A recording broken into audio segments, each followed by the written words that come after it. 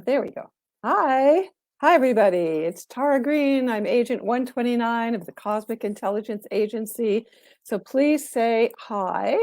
I've got the comments on here now, I believe, because usually I don't see people. But anyway, so if you haven't, oops, sorry, if you haven't been here before, I'll explain a little bit about how this, hi, great, okay, hello, Elvira, great, you made it here. Okay, I just went live on Instagram and they came and hi, everybody, how are you? So I'm up here in Toronto, Canada, and welcome wherever you are. You know, there's people from all over the world who come to see this show, and if you haven't been here before, I'll explain how it works. So I will outline, hi, everybody. I'm going to outline the major planetary aspects for March, you know, as we're marching on here. And then I will pull my tarot cards. Hi, somebody from Quebec. Hi, from Brazil. First time here. Great. Welcome, Elvira.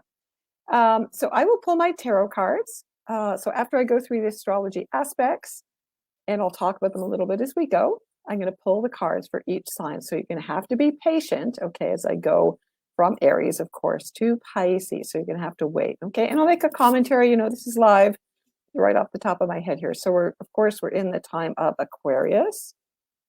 No, we're in the time of Pisces. You see, that's how mixed up I am. Okay. No, I'm not really. Okay. I'm thinking about Venus and Mars entering Aquarius. Okay. I'm ahead of myself here. Okay. In the tarot. Now, this is the Thoth Tarot, which is a fairly popular deck, my go-to deck that I've been using for over 30 years. Hi from Queenstown, New Zealand. Hi from Buffalo, right across the lake there in Florida, Michigan, North Carolina. Nice. Thank you. Georgia. Welcome, welcome. So we're moving from the time of Pisces, and you know, this month is going to be really interesting. I wanted to ask people how they're doing because, of course, the world news in the last week has been pretty amazing. So I'm going to remind everybody to take care of yourself and try to stay grounded. Okay, very important. Okay, so we're moving from the time of Pisces. This is the card that represents Pisces. I'm going to use mainly the 22 major arcana because these are archetypes. These are like angels helping you. That's why I like to use them. So we're moving from Pisces. I had this all set up. Okay. Into, it's going to be spring in the Northern Hemisphere here. So of course we're going to move into Aries energy. Okay. Right. All right. So, okay. So the overview, I'm kind of calling this month, it was the best of times, it was the worst of times, you know, that famous quote. So it's very intense. What isn't these days? There are 2 dark moons this month. So it's, you know, they have a blue moon is when you have 2 full moons. It's only 2 dark moons, though, if you're in Pacific Standard Time, though. But still, 2 dark moons. There's that Mars-Pluto conjunction coming up. That's the heavy part. That's the worst of it. But then there's 2 really wonderful things, which is the Sun-Jupiter conjuncting and the Sun-Neptune conjoining. Okay, so that's why I'm saying best of times, worst of times. Okay, so there's a new moon. The first new moon is March the 2nd at 12 degrees of Pisces conjunct Jupiter. So if you know your astrology, what you're going to want to do is look at, you know, do I have planets conjunct to these degrees? I'm going to read out the degrees. So if you have planets conjuncting, that's the strongest aspect, or squaring, that's the next strongest in order, or opposing. Okay, that's the order. So you would look at what do you have there, planets, nodes, asteroids, the angles of your chart as well. Okay, so that's a pretty over the top, you know, Pisces, Jupiter rules Pisces in traditional astrology. So it amps up whatever sign it touches, right? So it's a great time, March the 2nd, to meditate, to get in touch with your higher guides, to work with. Jupiter represents the higher spiritual masters. So it's very, very spiritual. Yeah, I'm exhausted. Yes, tell us about it. We're in the exhausted club here. I know. Okay. The next new moon is at the end of the month, March 31st at 11 degrees of Aries. And there's a full moon at March 18th at 27 Virgo. So the number 27 is really sticking out these days. The nodes are at 27, Pluto's at 27. And of course, we just had the first Pluto return. It was the 222, 2022. I think people were expecting miracles for that. It's nice numerology and all that. But, you know, the Pluto return, that was just the first of 3. So the next one is July the 11th with Pluto retrograde, and then it's December 28th No, it's December 28th. Is it? I believe it's December 28th with Pluto going direct again, but it'll continue into 2023. Okay. So March the 2nd, Mercury conjunct Saturn in Aquarius. The new moon is also on that day, right? March the 2nd, Mercury conjunct Saturn. So things are quite sober. Tonight, the moon conjunct Saturn in Aquarius as well. So on the 3rd, now the 3rd is Mars conjunct Pluto at that 27th degree. That's at 3:43 a.m. Eastern Standard Time. I've been looking at the charts of Ukraine. Mars and Pluto are right on the Ukraine chart that I was using, right on the ascendant. Venus also conjuncts Pluto. So it's a love and war battle with Pluto. It's sort of, Mars conjunct Pluto is very, very heavy. It's one of the heaviest aspects you can go through, and it's very scorpionic, right? So yeah, it's definitely war, and it's love, make love, not war. It's like, I think we have to focus on let's make the love, although Venus was also a warrior goddess traditionally. Okay. March the 4th, after this very intense March the 3rd, you have to fasten your seatbelts there. On March the 4th, nothing happens. There is those days where planets are taking a break. So right after that big bang, nothing. So I guess you chill out after that, after the big shock. And then March the 5th, it's like one of the best days of the year. So the Sun and Jupiter conjoin at 14 plus degrees of Pisces. So at that 15th degree, planets at the 15th degree are at their most powerful. So that's a very beautiful thing. You would call that a Jupiter Cazimi. So it's a very good day for magic, for making magic potions. It's at 6:06 a.m. Eastern Standard Time. Sending out the love. There should be definitely a worldwide meditation, which I was thinking about earlier today. There should be more, worldwide meditations going on. So that's a really beautiful thing. On the 5th, Mars enters Aquarius and then Venus enters Aquarius. So they're going to cross that, 0 degree point, which was the point that ushered in, the dawning of the age of Aquarius, when Jupiter and Saturn came together at 0 Aquarius on December the 21st, 2020. Okay. So that's a good one on the 2nd. Now, on the 9th, Mercury enters Pisces. So again, this is going to amp up the Pisces energy, and this is going to continue March and April. So again, we're going to be thinking and feeling and intuiting. And the best thing for Sun-Jupiter conjunction, and then there's going to be a big Jupiter-Neptune conjunction April the 12th. But the best thing is that suddenly everybody realizes that we're all one. Like, what are we doing? That's what I'm hoping for, Somebody said 27 is good and bad. It turns into a 9, and that's a magical number. That is true. All right. Then the Sun on March the 13th, Sun conjuncts Neptune at 22 plus degrees of Pisces. Okay. So that's a beautiful, beautiful, again, Neptune Cazimi. Cazimi means in the heart of the sun. So the Sun and Neptune sharing this beautiful golden glow, golden light. On March the 17th, St. Patrick's Day, Mercury sextiles Uranus, which is always a little bit of an offbeat. Can be interruptions with the internet anytime you're dealing with Mercury and Uranus together. The full moon also at 27 degrees of Virgo. So it's going to be trining Pluto there. Okay, so that gives it extra oomph. On the 19th, Venus squares Uranus. So expect the unexpected in your love life, in finances. This is the other thing. That Mars, Pluto, and Venus, which rules money, could be a big world financial collapse. I mean, I really feel like they're just throwing everything into the pot here, And remember, we all signed up for this, right? Okay. So on the 20th, it is spring equinox. That is astrological New Year. Traditionally, it's called Ostara. It's at 11:33 a.m. Eastern Standard Time, and it is the first day of autumn, of course, for all you down under there. On the 20th as well, Mercury conjuncts Jupiter. So that's a kind of Mercury-Jupiter Cazimi, which is also nice. Like, really, our minds are going to be really expanded, very spiritual, very dreamy. I don't know if everybody's remembering their dreams. You should really be paying attention to your dreams right now, because that while Jupiter's in Pisces, and I realize it's only about 10 weeks or so away till Jupiter enters Aries, which is like a total shift, in that energy. We go from being kind of like all passive and dreamy and compassionate and in the fog, and then wham, so that's going to be very interesting to see how that goes when Jupiter's out of the gate. And that's talk about the warrior. New initiatives. All right. So then on the 21st, Mars sextiles Chiron in Aries. So working with Chiron is good to work with your wounds, to take off your armor, to build intimacy, right? So the warrior and the wounded warrior actually are supporting each other. So that's going to be an interesting energy to work with too. I always recommend that you do work with the planetary energies, you draw them down, you do rituals, you talk to them, just like the ancients did. They talked to the planets as gods and goddesses, and they are real living energies and entities, right? Okay. March 22nd, Mars in Aquarius for Uranus. And so that's, again, could be very chaotic in the world markets, internet stuff, Bitcoin, if people are into Bitcoin, crypto, all of those kinds of things.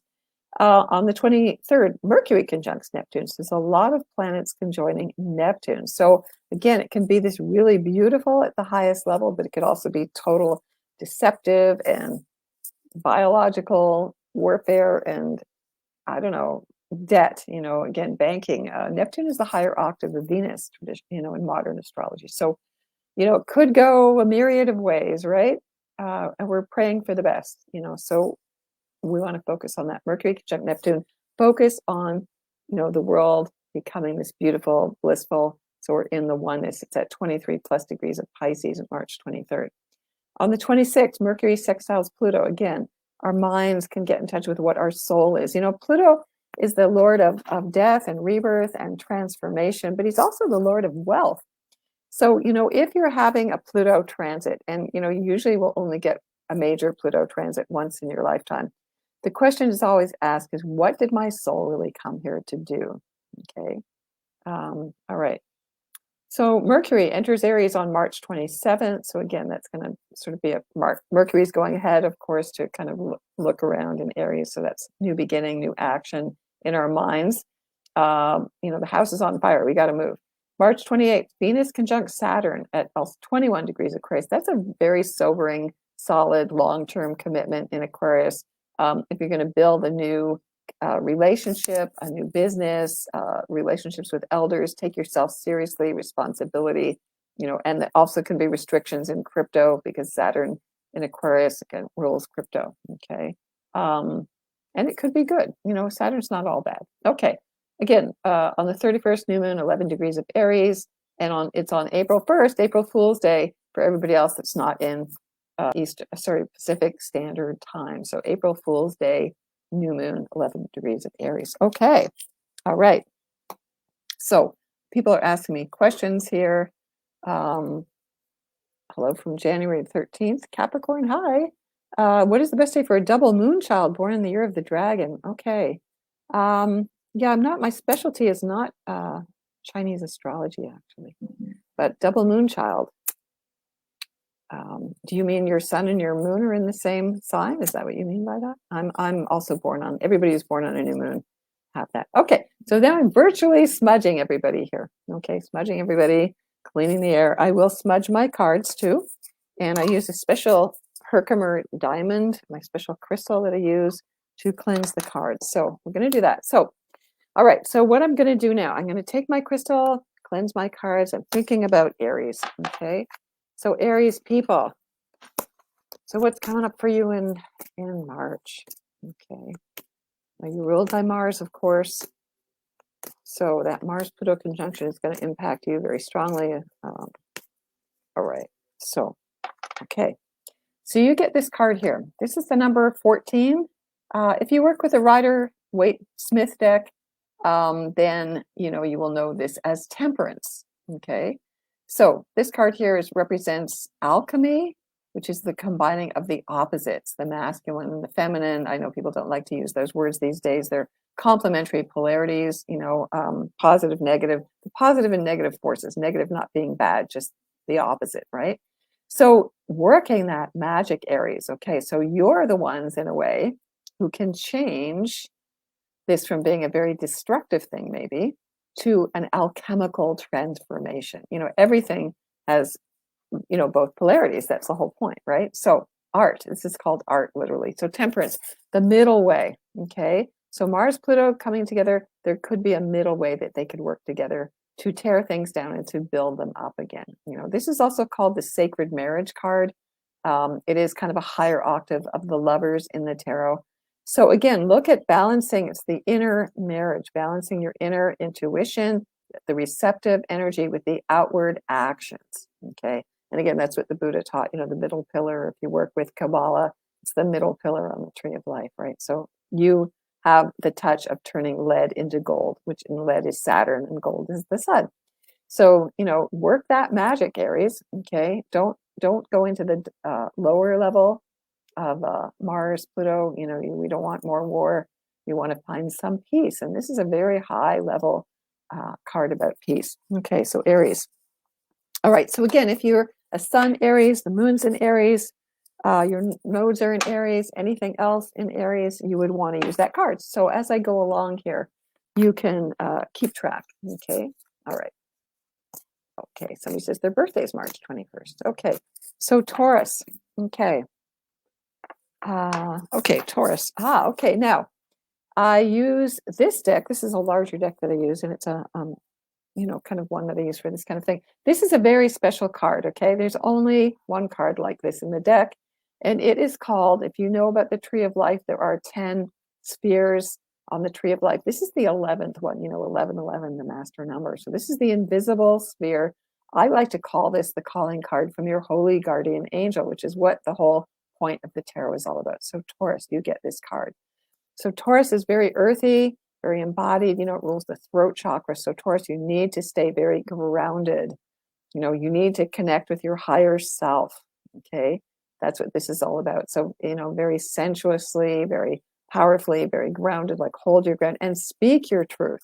Okay. So anybody, Taurus, sun, moon, ascendant, whatever you have in Taurus, this is connect with your holy guardian angel through this card. Okay. And all you have to do is ask. People go, I tell people, there's fixed stars in astrology and they are connected to certain angels, the 4 major archangels. And I tell people, all you have to do is ask those angels. That's their job. Okay. So Taurus energy. Okay. It's called Da'at in Hebrew. Okay. Special card. So I would dream about it and ask about it. And what does this mean? And where is my holy guardian angel? And how do I connect with them? Using, again, listen to your body. The body never lies, you just ask. So if you meditate, North Node in Taurus there, meditate and ask, how do I feel where my connection is to my holy guardian angel? How do I speak with it? Somebody was mentioning something to me about Yogananda. And at the back of the head here, there's the medulla oblongata, and he called it the mouth of God. And actually, that would be a kind of energy, it connects, I believe, to the pineal gland in the center of your brain there.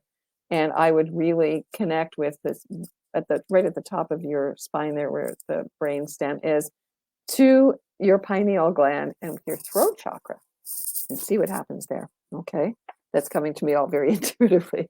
All right, so Gemini. Let's see what Geminis I've got here. All right. Okay, Geminis. You're the devils. Okay. So, all right. So Gemini. All right. So, Geminis tend to play devil's advocate. Okay. So maybe Geminis, you have to kind of look at that, is that really getting me where I need to go? You know what I mean? I mean, the devil is a very complex card, often misunderstood. The Catholic Church created this devil, right? Which is traditionally the god Pan. He's the green man. He's the lover, the consort of the great goddess, in paganism, right? So he's like on May the 1st, he's the horny devil god, right? So Gemini could be very sexual, very intense, also about career because it's Capricorn, your long-term plans, where are you going? It's also about projection, this card. So you want to ask yourself, am I playing roles, that other people are projecting onto me? And I have to take back my own projections on other people, friends, relations, family. So this is a very complicated card. So maybe Gemini, you have to kind of sit back and kind of take stock,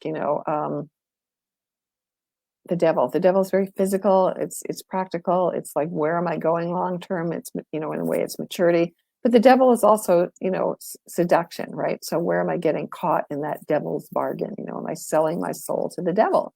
Am I being true to myself? That could be, we could talk about Pluto and Capricorn as being associated with this too. It would be interesting. We'd have a whole talk about that.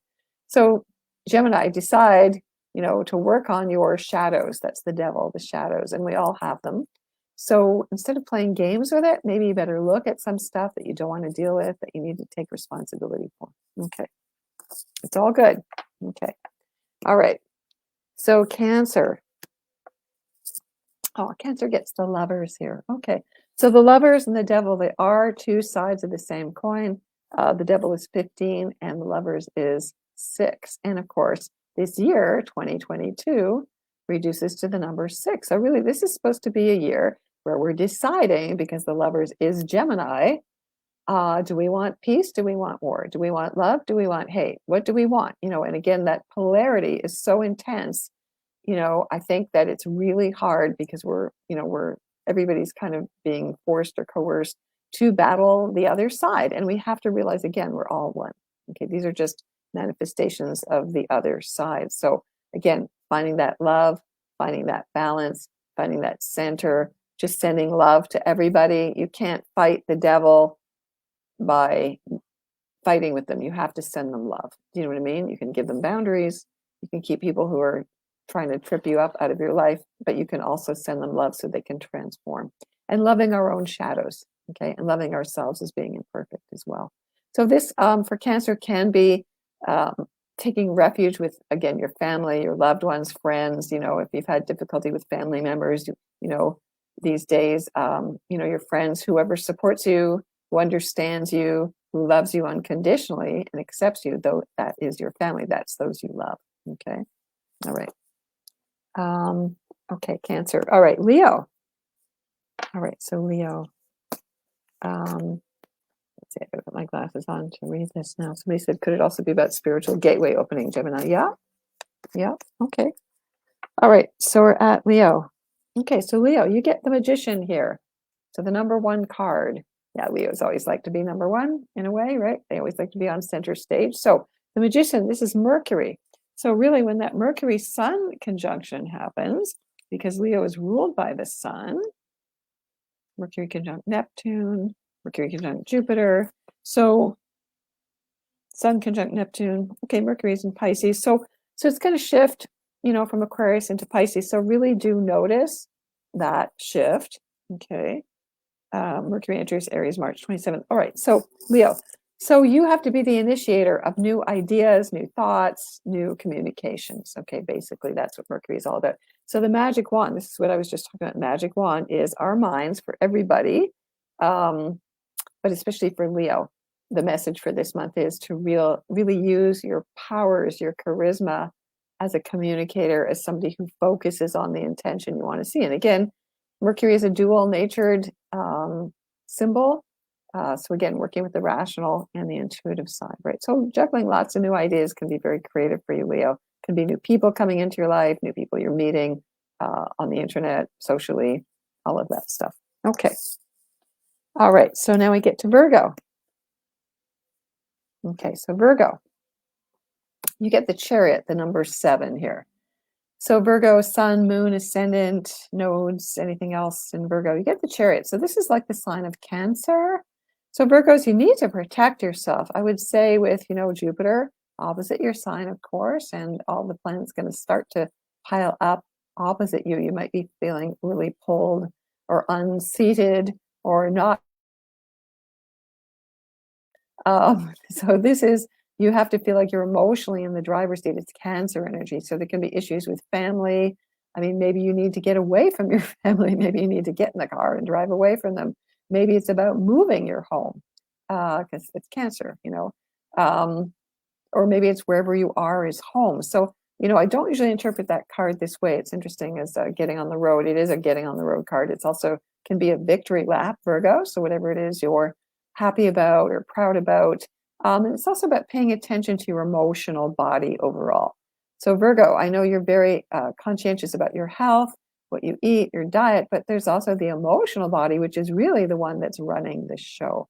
So you need to, it's Cancer. You can see the wheel in the card is really the universe centering on what you're feeling. Okay. I mean, you're always going to be thinking first, but what am I feeling? And going through a lot of ups and downs, especially, it's Neptune energy here, so it's like, okay, it's like a big dream, I don't really know, nothing solid. So you're getting pulled out of your, solid core kind of hold on reality to kind of being pulled into the dream, which is good. That will also balance you out. Can be very fertile, also, this card, Virgo, because it's Cancer, relates to children or nurturing or midwifing or anything like that, working with children. Yeah, so just remember, you are in the driver's seat. You are in control of what you react to, okay, emotionally. That's true for all of us, but for Virgo, that's the message this month. All right. Okay, so Libra. All right, so Libra, Sun, Moon, Ascendant, you get the number 5 card here, which is the Hierophant or the High Priest or the Pope, traditionally. Got different names. Okay, so Libra, again, this is like Taurus energy. So get out of your head, get into your body. Okay, everybody's got a body, no matter what sign they are. All right, so Libra, again, speaking your truth. Now, it's interesting because this is Isis, the goddess Isis in Egypt. She's, another form of Venus. Venus, has a different thousands of different manifestations. So for Libra and Taurus, you're both ruled by Venus. So this would be bringing out your more sensuous side, the part where you say no, the part where you have boundaries, the part where you stand your ground, the part where you are connected to your own higher self. It may be good because Libras tend to get a little bit too much, what do you think? That kind of thing, kind of giving their power away too much, right? Or worrying about what everybody thinks because they want to be seen as nice, socially acceptable, right? So this is where you get stronger, you get grounded, you can respect everybody else's opinions, but you go, you know what? This is what I need. This is what my body says. This is what I need. Okay. So again, that solid core, I'm not budging, you know what I mean? Energy, which I think is really good for Libra, right? Because, we're all in this together, of course. We're all kind of overwhelmed by what's going on, right? So this can be a really good card. Again, you can see the priest is wearing the pentagram symbol of Venus. She makes the 5-pointed star in her 8-year journey. Yuli and I were just talking about when Russian last invaded Ukraine. It was 8 years ago, so that's a Venus cycle. Okay, so Taurus can be also issues about money, Libra. Maybe you have to watch your spending. I am kind of encouraging everybody to watch their spending, and the world is very shaky, and most people are predicting a big financial crash. So you may want to, cut your credit cards and make sure you've got things that are solid to hold on to, or hardcore assets that are useful. All right. So Scorpio. Okay, so we all know the South Node is in Scorpio. It was also at 27 degrees. All right, this is a minor card. Now, I leave this one in the card just as kind of a nice little surprise here. So Scorpio, you get the wishing card. So this is very nice. This is the 9 of Cups. It is Jupiter in Pisces, by the way. So again, the 9 of Cups is what we're going through. You could think about this while Jupiter is in Pisces here. And, I'm acting as everybody's fairy godmother, and I'm saying you have 9 wishes now. Because it's Pisces, it's about doing for others. It's about how I can contribute to the greater whole. It's like, well, those people in Ukraine right now, for example, they need help. What can I do? What can I give? What can I support energetically? Can I raise money? Can I do something, right? Or whatever. There's a million causes that need your help in the world. And also forgiveness, a sense of really flowing. For Scorpio, this is really important. I have a Scorpio rising, and it's very hard for Scorpios to let go. We know that Scorpios are obsessive. We love those Scorpios, but it's really hard for them to let go. And this is the cleansing, Jupiter in Pisces, cleansing. Just let it wash away. There's times when we cannot carry the same old stuff around anymore. And that's what the South Node in Jupiter South Node in Scorpio is all about. And Jupiter is trining it. So again, Scorpio, you want to let go, let go, let go. And feel happiness, feel fulfilled. This is 9 of Cups. What fills my 9 cups up? 9, again, that magic number that somebody mentioned. So it's a completion. Again, Pisces is the sign of completion. It's the sign of endings. So I would really take this sign, Scorpio, or anybody who has Scorpio, and everybody has Scorpio somewhere, even if you don't have any planets there. If you know your chart, you look at, is it happening in my 1st house? Is this happening in my 8th house? Is it happening in my 10th house? Am I really fulfilled in the affairs ruled by that house, for example, in my relationships, in my work, in my whatever it is, okay? And really paying attention to your dreams as well, Scorpio, okay? The dreams, incubate your dreams before you go to bed at night, ask specific questions, and you have to keep working on it. There is a dream yoga And it's a discipline, so you have to keep at that, and I hope everybody's paying attention to the dream. So 9 of Cups for Scorpio. Okay. All right. So the more we can let go of the past, the better for everybody. Okay. All right. So Sag. All right. You get the Aeon card here, number 20. So this card is usually called Judgment. And, in some ways I'm going, oh yeah, I can see how people who are, into the Bible think about, it is Armageddon and, what's next. And so the number 20, traditionally Judgment Day, is when the Archangel Gabriel, who is at 3 degrees of Pisces in tropical astrology, blows the trumpet on Judgment Day. So Sagittarius, where are you unfairly judging yourself or other people? This is a card of rebirth. Ultimately, there's 3 what they call maternal letter cards in the tarot. This is one of them. So it is a rebirth. So it can be very fertile. It can be literally a pregnancy. It can be giving birth to something that you've been wanting to let go of. It's a sense of really, with Jupiter and Pisces, there's a lot of guilt that people carry. And this could be letting go of all the guilt, okay, all the guilt that you're carrying around unnecessarily. So you might want to look at Sagittarius, Sun, Moon, Ascendant, wherever you have Sagittarius in your chart. Am I carrying guilt unconsciously that's holding me back from birthing? A lot of people are going, we're birthing this new world.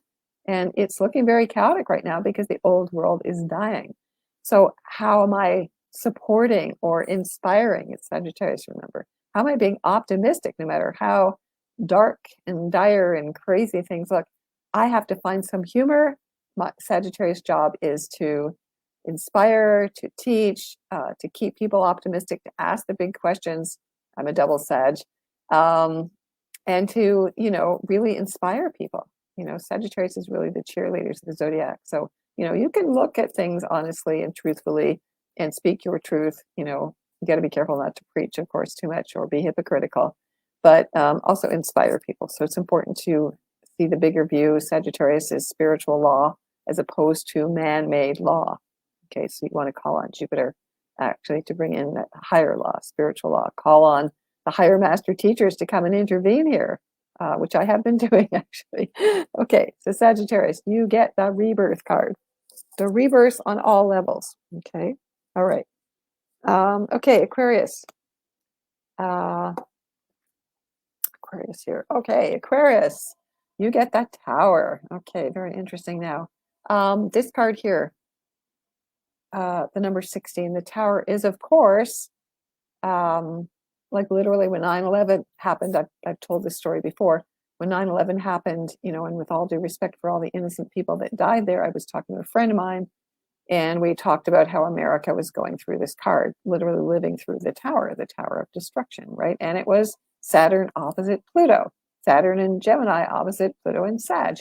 So, sometimes when you do astrology, the symbols are so literal, just like, people think tarot cards are literal too, but in astrology, it can be very literal. So this is for Aquarius, a big explosion, a big epiphany, a big realization, like, oh my God, maybe the way I thought it was, my own self, what it's all about is like, my mind is blown. Okay. And it's Mars energy. You can see it's Mars on there. So further amps up that Mars energy. Okay. The destruction, Mars, Pluto destruction. But it's destruction of what is false. It is destruction of the ego traditionally. So, the tarot cards describe the soul's journey from entering as a soul into the earth plane as the Fool, 0, and taking the 22 stages right through. Here's what your soul's going to need to go through till you finish the physical journey at 21, and then you get to go on again at 22, which is the Fool as the enlightened being going round and round and round, right? Okay. So Aquarius, opening your third eye. In a sense, it could be seen as your third eye, opening up, what is my truth? What is my real self? I heard the most amazing Alan Watts quote earlier today, and just kind of blew my mind. So Aquarius, maybe there's another level, like an X-ray vision level. That's Mars, you know what I mean? That you can see through things, like getting that laser-like, it's Mars, well, Scorpio, laser-like vision, because that Mars-Pluto conjunction is really Scorpio. It's really like, okay, I can see what's really going on. Okay. So it can be very shocking. Things could be falling apart in your life. Saturn And then, Venus and Mars are going to enter Aquarius, which is not a bad thing. This is the second conjunction they're making, which is quite rare for them to have two meetings in 1 year. So look at, now there's also a dove, right? So this card is really the message about, are you going to be the hawk or are you going to be the dove?